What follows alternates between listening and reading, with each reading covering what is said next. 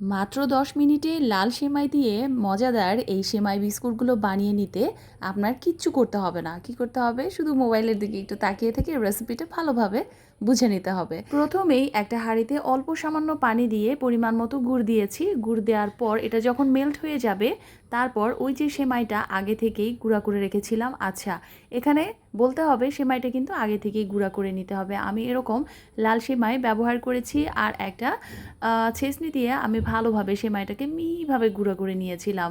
তারপরে যে মেল্টেড গুড় তার মধ্যে দিয়ে দিলাম।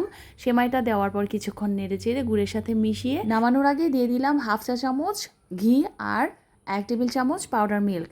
তারপর 1 মিনিট নেড়েচেড়ে নামিয়ে এরকম একটা ছাঁচের মধ্যে সামান্য ঘি মাখিয়ে এর উপর দিয়ে দিলাম অল্প বাদাম তিল। এরপর ওই যে গুড়ে ভাজা সেমাইটা সেটা বসিয়ে দিতে হবে চেপে চেপে। তারপর দেখতেই পাচ্ছেন স্ক্রিনে দেখানো পদ্ধতিতে এভাবে আপনারা প্রত্যেকটা বিস্কুট তৈরি করে নেবেন আর চটজলদি তৈরি হয়ে যাবে। সবগুলো সেমাইয়ের বিস্কুট দেখতে কি যে অপূর্ব লাগে আর খেতেও কিন্তু এটা দারুণ টেস্টি।